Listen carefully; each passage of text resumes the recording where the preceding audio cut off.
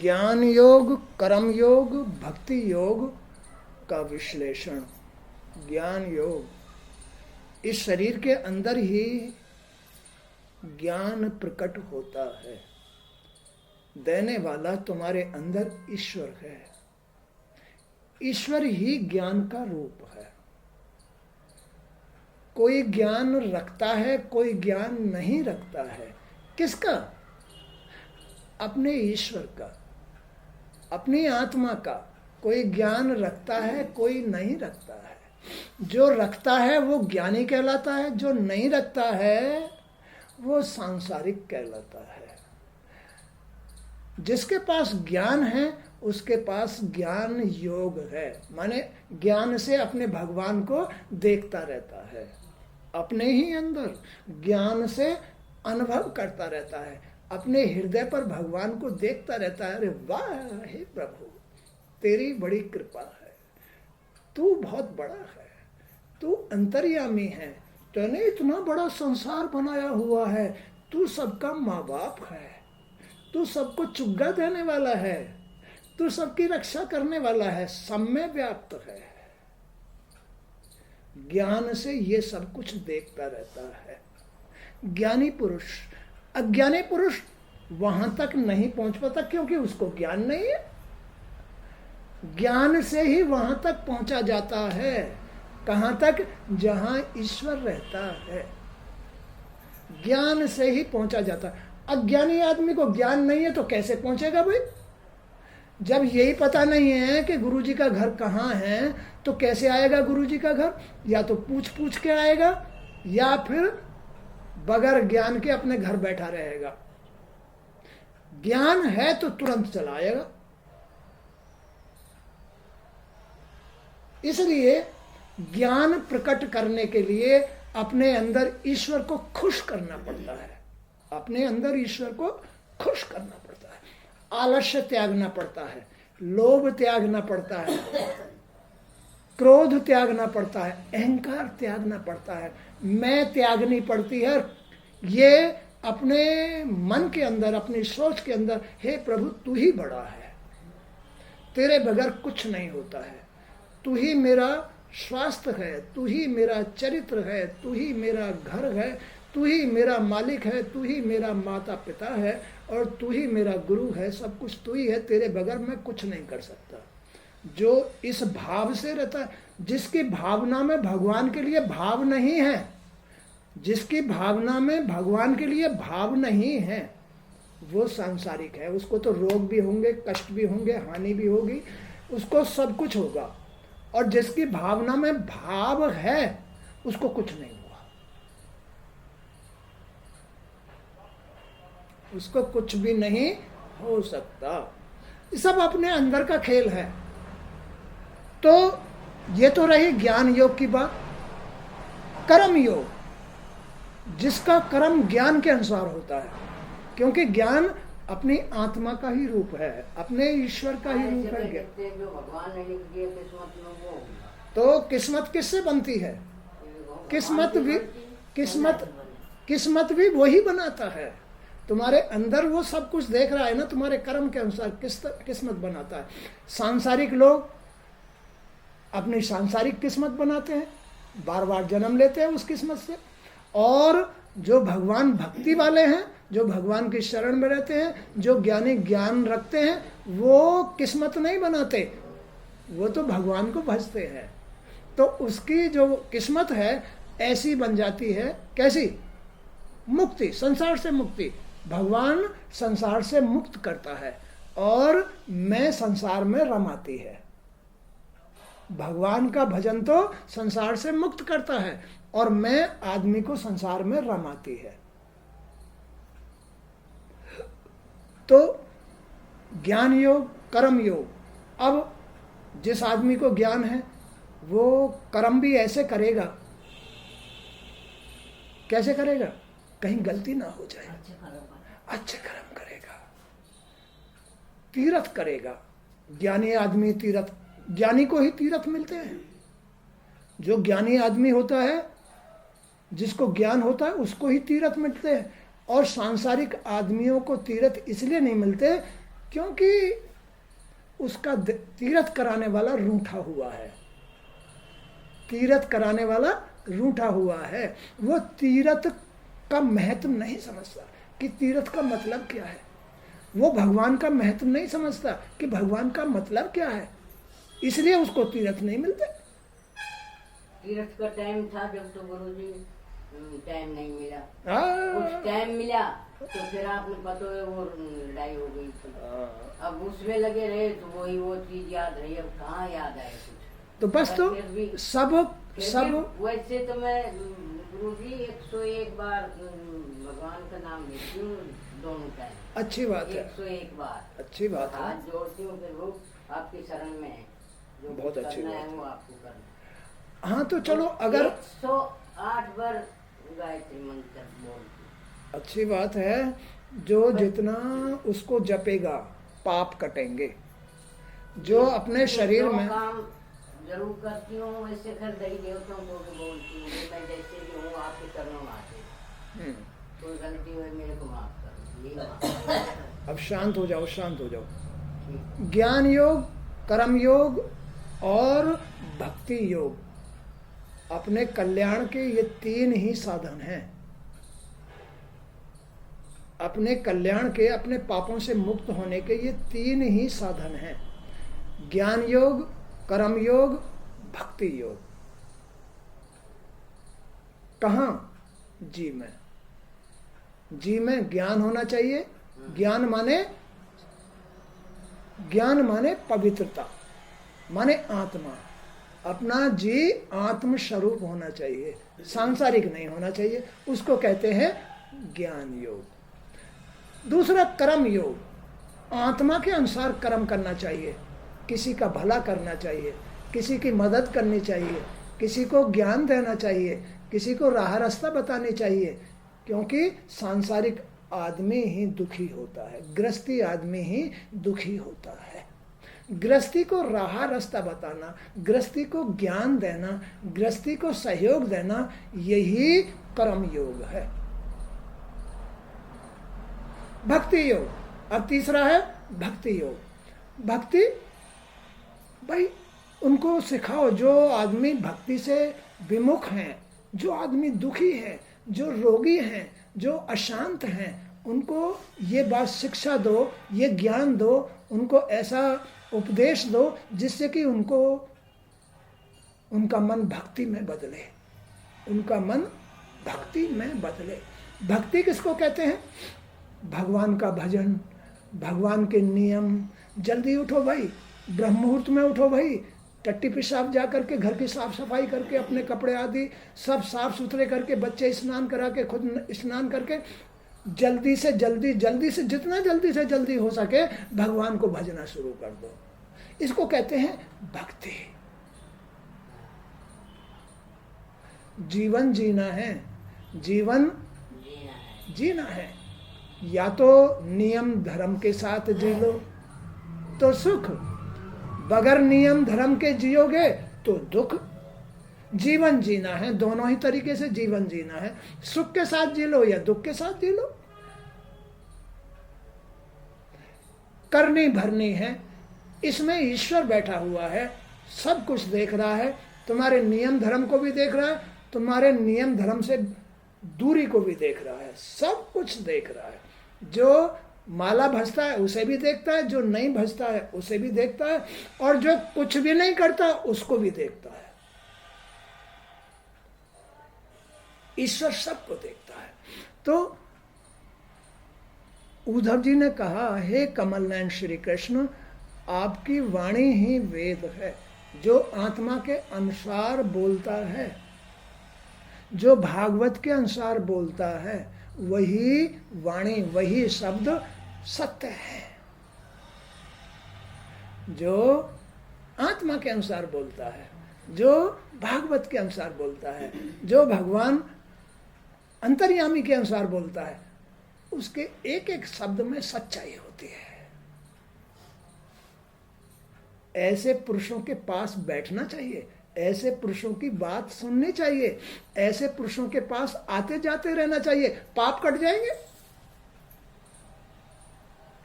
पाप कट जाएंगे। कर्मों से ही पाप और कर्मों से ही पुण्य बनते हैं। अपने कर्मों में पुण्य, ऐसी बातें सुनो, भागवत सुनो, पाप कट जाएंगे, पुण्य बन जाएंगे। पुण्यों से सारी इच्छाएं, सांसारिक इच्छाएं, घर गृहस्थ की इच्छाएं, है ना, ये सब पूरी हो जाएंगी, शरीर स्वस्थ हो जाएगा। पापों से ही तो शरीर गिरा हुआ है। आप बताओ, मैं तो कर दूं। अरे भाई, पुण्य कमाओ, पुण्य कमाओ, भूखे को भोजन कराओ, चिड़िया चौंटाओं को चुग्गा डालो। गिट्टियों को मैं नमक तेल रोज डालती हूँ। क्या क्या डालते हो? मैं उसमें शक्कर मिला लेती हूँ, कभी चीनी मिला लेती हूँ। अच्छी बात है, अच्छी बात है। हाँ, तो महीने 20 दिन का मिला लेती हूँ और 2 मुट्ठी सुबह। महीने 20 दिन का मत मिलाया, वो खराब हो जाता है, उसमें खटास आ जाती है। अगर तुमने इसमें 1 महीने के लिए मिला के रख लिया और आटे में अगर खटास आ गई तो पुण्य की जगह पाप बन जाएगा। अच्छा, तो वो आप थोड़े दिन का मिला लूंगी। बस ज्यादा से ज्यादा 1 हफ्ते का, बस ठीक है, 1 हफ्ते से ज्यादा का मत मिलाओ। ठीक है, वो डालती हूँ नेम से मैं। अब यहाँ आ गई तब तो हाथ जोड़ के गलती मान का ही, अब मैं जा रही हूँ, आऊंगी जब आपको संभालूंगी। हाँ ठीक है, अच्छी बात है। हाँ। तो उद्धव जी कह रहे हैं, हे भगवान, आपकी जो वाणी है, सच्ची जो वाणी है, वही वेद है। वेद शास्त्र, और वेद शास्त्र इस संसार के कल्याण के लिए बनाए हुए हैं, जीवों के कल्याण के लिए बनाए हुए हैं, गृहस्थियों के कल्याण के लिए बनाए हुए हैं। जिनके पास संतान हैं, जो सांसारिक जीवन जी रहे हैं, उनके कल्याण के लिए ये सब वेद शास्त्र बनाए हुए हैं। ये भगवान की वाणी है, सच्ची वाणी है। परंतु इसमें विधि निषेध भरा पड़ा है। किसमें? इस संसार में विधि निषेध, माने जो आपकी वाणी है, जो आपके वेद हैं, उनसे विपरीत लोगों में महल भरा पड़ा है। वो अच्छे रहते हैं, बल्कि और हम जब सब कुछ करते हैं तो हम दुखी रहते हैं। हाँ, तो इसमें विधि निषेध भरा पड़ा है। इस संसार के अंदर विधि निषेध, कोई विधि विधान नहीं है, कोई जीने का ढंग नहीं है, कोई किस टाइम उठना चाहिए, किस टाइम सो लेना चाहिए, किस टाइम खाना चाहिए, या किस टाइम मतलब क्या करना चाहिए, ये विधि निषेध है। मनमानी करना, आदमी मनमानी करता है। जब जी आया खा लिया, 1 बार 17 बार, जब जी आया नहा लिया, बगैर नहाए खा लिया, जब जी आया कुछ भी कर लिया, कुकर्म कर लिए, ये कर लिया, वो कर लिया, किसी को गाली दे ली, किसी को मारपीट कर आए, किसी की जेब काट ली। तो इसमें निरा विधि निषेध भरा पड़ा है इस संसार में। कभी झूठ बोल करके किसी का पैसा नहीं कमाना चाहिए, कभी छल से किसी का पैसा नहीं कमाना चाहिए। दुख देगा गृहस्थी में दुख देगा। कभी किसी को झूठ बोल के, छल से, बेईमानी से घर में कोई भी इकन्नी नहीं लानी चाहिए। भगवान का दिया हुआ शांति संतोष से वो सबको देता है, वो सबको देता है। जरा संतोष से, शांति से मेहनत करके खा के देखो तो घर में कान भी नहीं टीसेगा। तो इस संसार में निरा विधि निषेध भरा पड़ा है। ऐसा कम मिलेंगे, ऐसे लोग कम मिलते हैं। हाँ, और ये ऐसे ज्यादा मिलेगा, उसका उठा ले, उसकी चोरी कर ले, ऐसे मिलेंगे। यही पाप आपके सामने आ रहे हैं। हाँ, यही पाप है। ये फिर भी तुम कहते हमें सुधारते हैं। हाँ, यदि अच्छाई बुराई में निर्णय करने वाली अगर दृष्टि ना हो, ये आत्मा, ये ज्ञान, ये ईश्वर आदमी के अच्छे बुरे कर्म में निर्णय देने वाली आत्मा ना हो, अगर ये आत्मा अंदर नहीं होती तो आदमी निरे बुरे कर्म करते चला जाता और ये सृष्टि कभी की गर्क हो जाती, खत्म ही हो जाती। अगर ये आत्मा नहीं होती तो अगर ये भगवान अंदर नहीं बैठे होते तो आदमी निरे बुरे बुरे बुरे बुरे बुरे बुरे बुरे बुरे बुरे कर्म करता चला जाता और ये सृष्टि खत्म हो जाती, नष्ट हो जाती, कभी की हो जाती। तो इसमें अच्छे बुरे कर्मों का निर्णय देने वाले ईश्वर बैठे हुए हैं।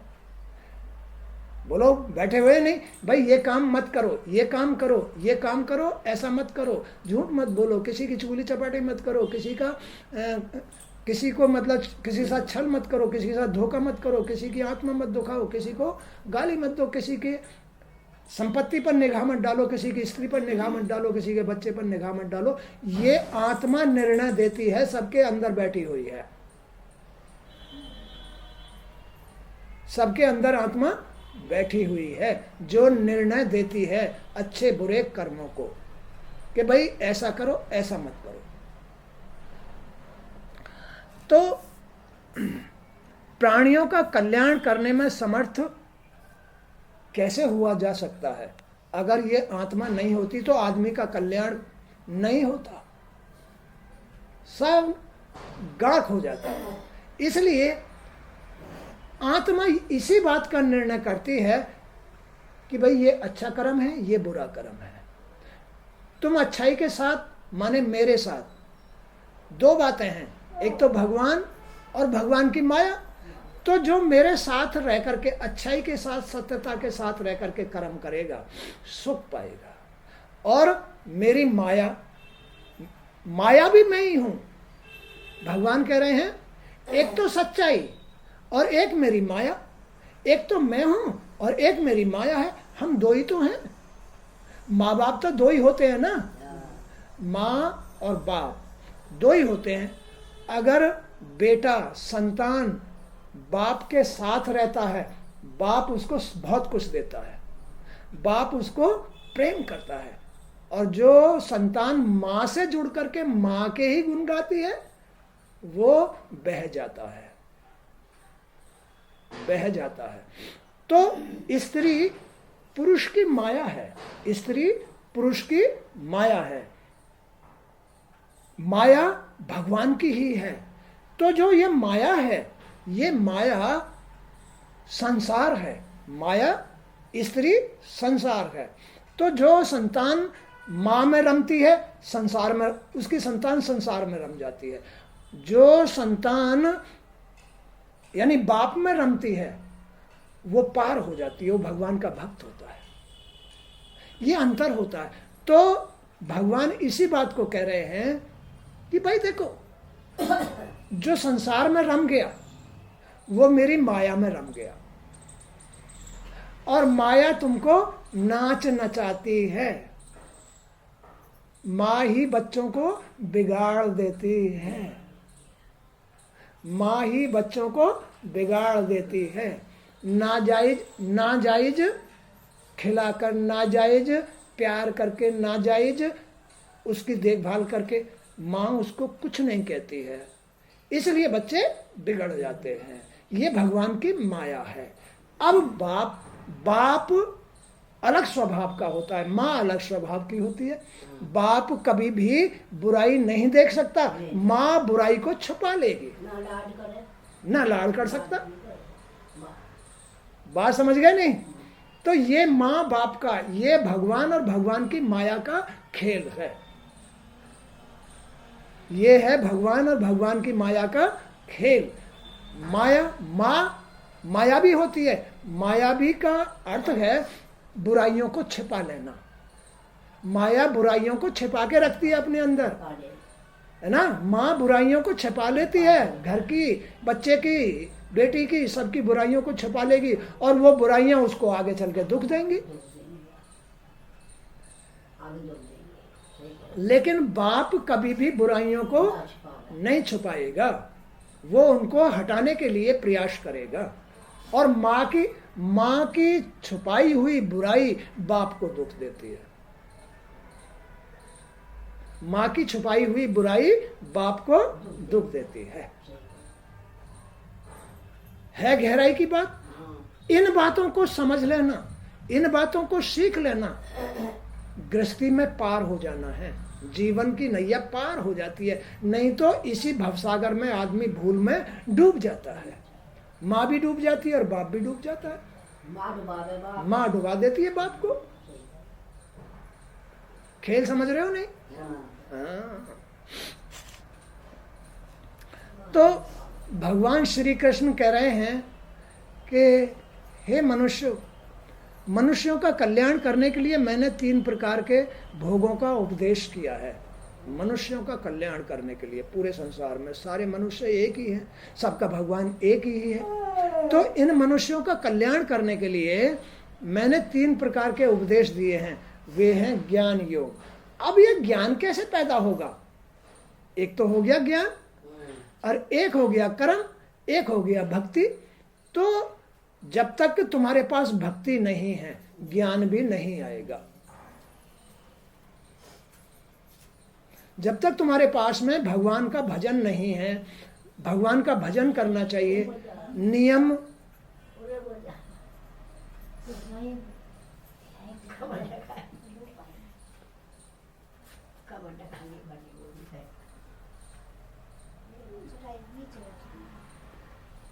भगवान का भजन करना चाहिए।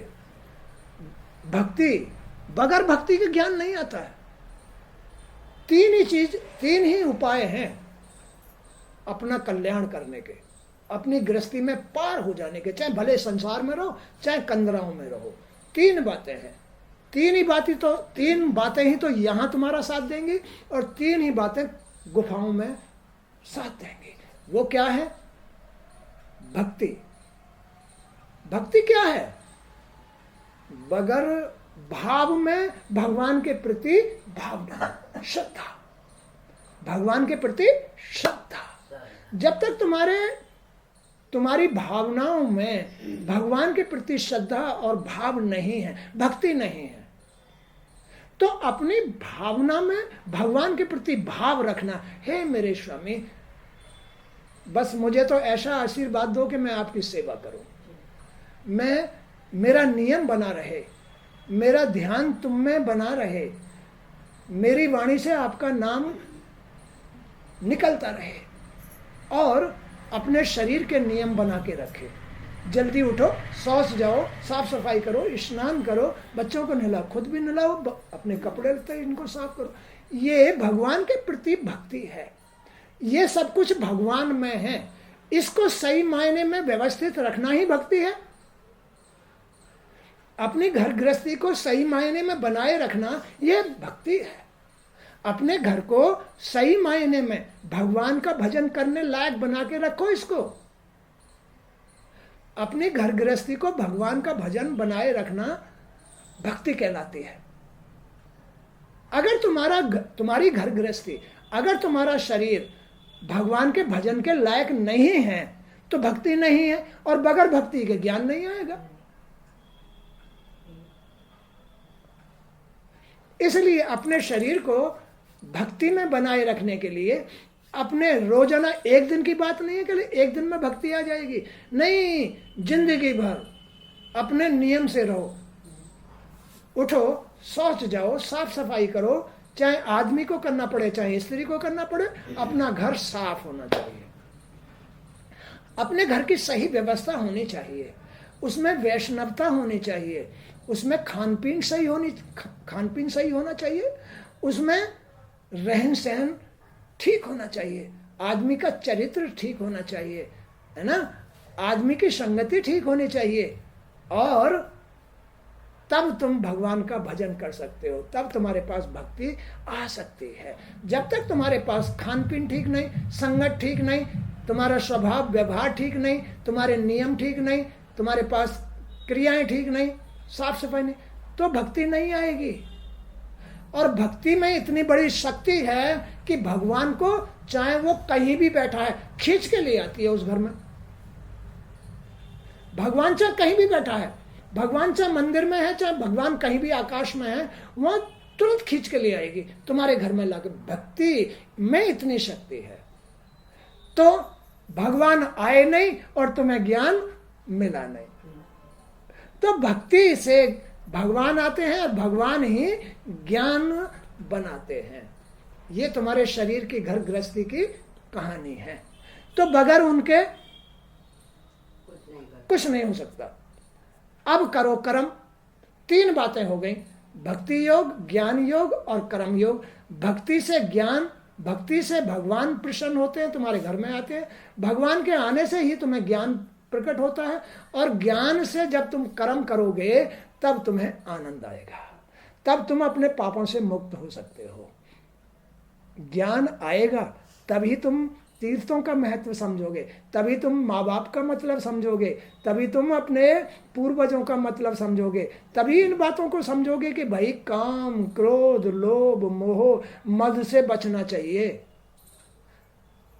ज्ञान होगा तभी तुम अपने कर्म में इन बातों को समझ पाओगे कि हमें काम से, काम माने विषयों से, क्रोध से, लोभ से, अहंकार से बच के रहना चाहिए। नहीं तो ये हमारे भगवान को भी उठा देंगे और हमें पटक के मार देंगे। ये ही पटक के मारते हैं। काम, क्रोध, लोभ, मोह, मद कभी नहीं करना चाहिए। नहीं तो जरा सा लोभ कि यार लो चलो, है ना, इसको जो है 100 रुपये ब्याज पे दे दो भैया, 2 रुपये तो आएंगे, वो 100 रुपये भी चले जाएंगे,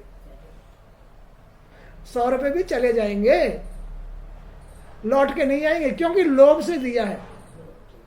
और जो सच्चाई के अनुसार देता है वो 2 रुपये का लोभ नहीं करता। ले भैया कोई बात नहीं, तू अपना काम निकाल ले, मुझे दे देना फिर बाद में, तो उसका फल तुम्हें दुगना मिलेगा। उसका फल तो तुम्हें दुगना मिलेगा, तुम्हारे पैसे नहीं मरेंगे। अगर तुमने लोभ से दिया है तो अवश्य ही पैसे मरेंगे। तो लोभ को त्याग के रखना चाहिए, आलस्य को त्याग के रखना चाहिए, क्रोध को त्याग के रखना चाहिए, मैं को त्याग के रखना चाहिए। भैया भगवान सब कुछ तो आपका है, आपकी दुनिया है, मैं भी आपने ही पैदा किया हूँ, ये घर भी आपका है, सब कुछ तो आपका दिया हुआ है, मेरा कुछ नहीं है। मैं तो आपका सेवक हूँ, आपका बच्चा हूँ। मुझ पर तो अपनी कृपा बनाए रखो, मुझ पर तो अपनी कृपा बनाए रखो। घर तुम्हारा, बच्चे तुम्हारे, मैं भी तुम्हारा। मुझे तो जीने के लिए तुमने पैदा किया है, तो जीने के लिए खाना चाहिए, मुझे काम चाहिए। मुझे तो काम बताते रहो और 2 रोटी सुबह शाम देते रहो, बस यही होता भी है। तो 2 रोटी के सिवा और कौन, मतलब कोई मक्खन खाता है? किसी को भी नहीं मिलता। और फिर बाद में जब जाता तो उसके पास कुछ लेके जाता है? कुछ नहीं लेके जाता है। सब भगवान का घर है, भगवान ही उसके मालिक हैं, सब कुछ छोड़ के भगवान को ही चला जाता है। इसलिए कभी भी आदमी को ये नहीं सोचना चाहिए मेरा है, भगवान उससे छीन लेता है। भगवान उसको डंडे लगाता है कि तेरे अंदर इतनी बड़ी भूल, सब कुछ मैंने ही तो पैदा किया है। तो जो लोग कर्मों और उनके फलों से विरक्त हो गए हैं, जो लोग कर्म और उनके फलों से विरक्त हो गए हैं, माने दूषित कर्मों, ऐसे कर्मों से जो दूषित कर्म है, जो मैं से किए हुए कर्म है, जो भूल से किए हुए कर्म है, जो मैं में रहता है, जो मैं, जो लोभ, जो क्रोध से कर्म होते हैं, जो लोग इनसे विरक्त हो गए हैं, भगवान उनको अपने गले लगा लेता। जीवन तो फिर भी जिएगा, जिंदगी तो फिर भी जिएगा, आनंद के साथ जिएगा। जो भगवान के गले लग गया, लेकिन भगवान उन्हीं को गले से लगाते हैं जिन्होंने मैं त्याग दी है, लोभ त्याग दिया है, क्रोध त्याग दिया है, गंदगी को त्याग दिया है, उनको भगवान गले लगा लेता है। माने कि उनको सूझबूझ, सद्बुद्धि, शुद्ध विचार, शुद्ध मन, शांति, संतोष दे देता है। वो उनका गले लगाना है और उनकी जिंदगी को बड़ी आनंद के साथ, चैन की बंसी के साथ काटता है। 2 रोटी इस टाइम पेट भर के खा, इस टाइम पेट भर के खा, मैं मत कर, कुछ तेरा नहीं है, सब कुछ तो मेरे लिए ही कर रहा है, तू मेरा आश्रय तक। लेकिन आज के जो बहू बेटे या बेटे बेटियां हैं, माँ बाप कुछ नहीं है, सब कुछ हमारा है। वो पानी पकड़ा के खुश नहीं, पानी पकड़ा के भी माँ बाप को खुश नहीं। आज के बेटे ऐसे, अब उनके साथ भी तो ऐसा ही होएगा, खुश नहीं, उनके साथ भी ऐसा ही होगा। सबका पूरा संसार कलयुग ये संसार है, तो उनके साथ भी जैसा उसने माँ बाप के साथ किया है उसके साथ भी वैसा ही होने वाला है। वो लोग कहते हैं हम ही हैं, तो बूढ़ा बूढ़ी कुछ नहीं। कर्म प्रधान है। आज हमने कोई खेती बोई है, महीने में, 2 महीने में, साल में, 6 महीने में वो पक्के आएगी। जैसा हमने बीज बोया है कर्म का, कर्म ही बीज है, जैसा हमने बोया है वो उपज करके पक्के आएगा और वो तुम्हें भोगना पड़ेगा। इसलिए इसमें सबके लिए, चाहे मेरे भी कोई माँ बाप है, संतान के भी हम माँ बाप हैं, उनके भी कोई संतान है, वो भी किसी के माँ बाप बनेंगे, तो सब अपने अपने कर्मों का भोग ही भोग रहे हैं। कोई व्यर्थ में नहीं जी रहा है, सब भगवान के चलाए चल रहे हैं। भगवान ही उसको कर्म कराते हैं, भगवान ही उसको उसके भोग बनाते हैं, भगवान ही देख रहे हैं कि इसने अपने कर्म का दंड भोग लिया या नहीं भोगा। भगवान देख रहे हैं, सब अपने अपने कर्मों का दंड भुगत रहे हैं या आनंद ले रहे हैं। अपने कर्मों से ही आनंद लेता है आदमी, अपने कर्मों से ही भोग भोगता है। फिर पछताए क्या होत है जब चिड़िया चुग गई खेत। अरे अब भी ध्यान कर लो, इस मोह को, इस क्रोध को, इस लोभ को, इस त्याग को छोड़ करके भगवान के गले लग जाओ। अब मैं तेरी शरण आ गई, मुझे ज्ञान हो गया कि तेरे सिवा कुछ नहीं है, मुझे तेरा सहारा चाहिए, मुझे ये झूठी दुनिया नहीं चाहिए, मुझे तू सच्चा चाहिए जो इस झूठी दुनिया का भी मालिक है। भगवान की शरण में रहना चाहिए। तो मनुष्य का कल्याण करने के लिए मैंने 3 भोगों का उपदेश किया है। वे हैं ज्ञान कर्म और भक्ति। जो लोग कर्मों और उनके फलों से विरक्त हो गए हैं और उनका त्याग कर चुके हैं, वे ज्ञान योग के अधिकारी हैं। कौन? जो लोग कर्मों का त्याग कर चुके हैं, दूषित कर्मों का त्याग कर चुके हैं, भगवान उन्हें गले से लगा लेते हैं, उनको ही ज्ञान मिलता है। अब गुरुजी के अंदर देख लो, ये कौन भला है जो बोल रही है? कौन बोल रहा है? ये भगवान बोल रहे हैं, जिन्होंने मुझे गले से लगाया हुआ है। मैं उनके नियम नहीं छोड़ता, मैं अपने अंदर ये नहीं सोचता कि ये सब कुछ मेरा है, नहीं, मेरे प्रभु का है। मैं तो उनके घर में नौकर बन के रह रहा हूं, उनकी सेवा का पात्र हूं, बस उनकी कृपा बनी रहे। मैं तो ये सोच के रहता हूं, ना तो मैं ये लोभ करता, ना मैं ये गुस्सा करता, ना मैं ये कहता कि भाई मैंने बनाया है तो मैंने तुम पैदा किए हो तो तुम्हें संग ले जाऊंगा। मैं कभी ये नहीं सोचता। ये सब तेरी मायावी लीला है। प्रभु तेने माया भी खूब दी, तेने अपना प्यार भी खूब दिया, तेने अपनी माया भी खूब दी, तेने अपना प्यार भी खूब दिया। सब तेरे ही तो काम है। मुझे तो ये भी पता नहीं कि बच्चों के ब्याह कैसे हो गए, मुझे तो ये भी पता नहीं घर आंगन कैसे बन गया, मुझे तो ये पता नहीं रोटी कैसे मिल रही है। मुझे क्या मतलब है? जानने वाला जाने, जानने वाला जाने। अगर तुम इसको ऐसे समझते हो तो कभी कोई रुकावट नहीं आएगी। शान से जिंदगी तुम्हारी गुजार देगा, सच्चाई के साथ। तुम्हारा ईश्वर तुम्हारे अंदर, तुम्हारा रखवाला तुम्हारे अंदर, तुम्हारा माता पिता तुम्हारे अंदर बैठा हुआ, उसकी ही शरण में रहो। इन बुराइयों की शरण में मत रहो, मैं की शरण में मत रहो, विषय विकारों की, लोभ की, क्रोध की, इनकी शरण में मत रहो, नहीं तो बड़े पछताओगे, बड़ा पछताना पड़ता है। तो जो सांसारिक कर्मों का त्याग कर चुके हैं वो ज्ञान के अधिकारी कहलाते हैं, उन्हें ज्ञान मिल जाता है। ज्ञान गुरु जी बहुत मुश्किल, कोई आदमी ऐसा है, खुद मैं ही लगा ले। हाँ। मैं बहुत कुछ दिमाग लगा, अब भी लगाती हूँ। हाँ। पर अब इतना है, लगाते लगाते तो गुरुजी भूल जाती हूँ। हाँ, ये लगाते लगाते तो ये भूल क्या है? ये भूल संसारी तो है। तो ये अब क्या पता बुढ़ापा आने से या दिमाग काम ना करने से। देखो दिमाग, अपनी जिंदगी में हमें कभी ऐसा नहीं सोचा, नहीं किसी गरीब को भी दिया, कपड़ा भी दिया, रोटी भी खुआई, सब कुछ करते थे, अब भी करते हैं। कोई ये आ सब जाए कुछ कमजोर हो जाता है। और तुम्हारे ये- कर्मों ने ही ये शरीर का बुढ़ा डालती हूँ तो जो यो मीठा माठा ही डालती हूँ। कई बार ऐसे सोचती हूँ मैं खुद, भाई चलो खाली दड़िए दड़िए ही डालो। नहीं, फिर कभी उसमें जो तुम ज्यादा से ज्यादा अपनी भावना से मिला सकते हो वो मिलाओ।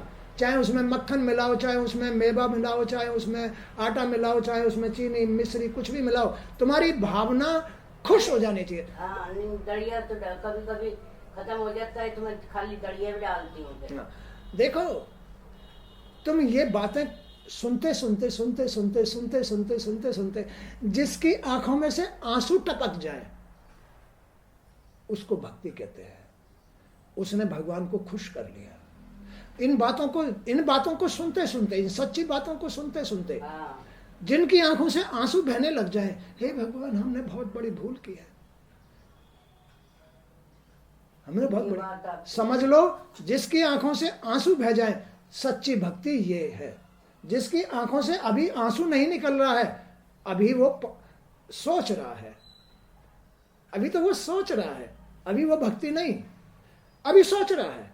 और जिसने सच्ची भक्ति धारण कर ली वो तो भगवान की बातों में इतना रम जाता है कि आंखों में से आंसू निकलने शुरू हो जाते हैं। वो सच्ची भक्ति कहलाती है। और उस सच्ची भक्ति से ईश्वर उसे सारे बिगड़े हुए काम बना देता है। उसकी सुरक्षा का, उसके जीवन का पूरा भार अपने हाथों में ले लेता है। जिसके पास सच्ची भक्ति है, जो भगवान के लिए दो आंसू बहा देता है, उसके जीवन का भार सारा भगवान के हाथों में होता है। ये खेल है। तो इन आंखों से दो आंसू भगवान के लिए ऐसे भावुक हो जाओ, ऐसा भगवान को धन्यवाद करो, ये सोचकर कि भगवान आप मेरे माता पिता हैं, मेरे से बड़ी भूल हुई है, मेरे से बड़ी गलतियां हुई हैं, मुझे क्षमा कर दो। ये जब बच्चा अच्छा होता है, सज्जन होता है, संस्कारिक होता है, उसकी आंखों से आंसू निकलते हैं। जो बच्चा संस्कारिक होता है, सज्जन होता है, अच्छा होता है, जो अपने माँ बाप की अहमियत समझता है, उसकी आंखों से आंसू निकलते हैं। हर एक किसी की आंखों से हर बच्चे की आंखों से आंसू नहीं निकलते हैं। जो माँ बाप के सामने इस तरह से आंसू निकाल देता है, माँ बाप उसे गले से लगा लेते हैं, बाप उसे गले से लगा लेता है। वही सिस्टम तुम्हारे भगवान का और तुम्हारा है। जब तक तुम्हारे अंदर भगवान के प्रति भक्ति नहीं आएगी, सुधार नहीं आएगा, जब तक तुम्हारे अंदर सुधार नहीं आएगा, जब तक तुम भगवान को नहीं पहचानोगे, जब तक तुम ये नहीं जानोगे कि भगवान हमारा माँ बाप है, तब तक भगवान गले नहीं लगाएगा। और जिसने अपने माँ बाप को पहचान लिया, माँ बाप कभी बुरे नहीं होते हैं। माँ बाप अपनी औलाद के लिए सदा अच्छे ही होते हैं। ये खूब अच्छा इंसान बने, सज्जन पुरुष बने, भगवान भक्त बने, ये खूब कमाए, सुखी रहे, आनंद से रहे, इसकी औलाद इसका नाम रोशन करे, ऐसे होते हैं माँ बाप। वो माँ बाप ही तो भगवान का रूप है। तो भगवान कभी भी अपने इस संतान के लिए बुरा नहीं सोचता है, गले से लगा लेता है, उसको पालने की, उसके जीवन पूरा करने की जिम्मेदारी खुद ले लेता है नहीं। तो लेकिन चाहे हम बूढ़े हो गए तो भी उसके लिए संतान ही है। हमें उनको धन्यवाद ही करना चाहिए, हमें उनको याद करना चाहिए, हमें उनके नाम रोशन करना चाहिए, हमें उनके नियम बना के रखने चाहिए। कभी भी हमें माँ बाप के नियम से बाहर नहीं जाना चाहिए। जो माँ बाप के नियम से बाहर चला गया, माँ बाप की आत्मा दुख जाती है, आत्मा दुख जाती है, भगवान रूठ जाते हैं। जो माँ बाप के नियम से बाहर औलाद चली जाती है, कैसे? दारू पीना शुरू कर दिया, कुछ संगति में बैठना शुरू कर दिया, घर में अशांति फैलानी शुरू कर दी, ये माँ बाप के नियम के विरुद्ध है। घर में लड़ाई झगड़ा करना शुरू कर दिया। कौन सा माँ बाप ऐसा है जिसको घर में लड़ाई पसंद आती हो?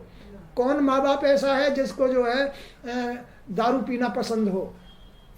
माँ बाप कभी नहीं चाहेगा मेरी औलाद दारू पिए, कभी नहीं चाहेगा कि चोरी करके लाए, कभी नहीं चाहेगा कि ये जेल में जाए, कभी नहीं चाहेगा कि ये ऐसा कर्म करे। माँ बाप कभी नहीं चाहता है, लेकिन औलाद के ऊपर निर्भर नहीं करता है। मानती औलाद।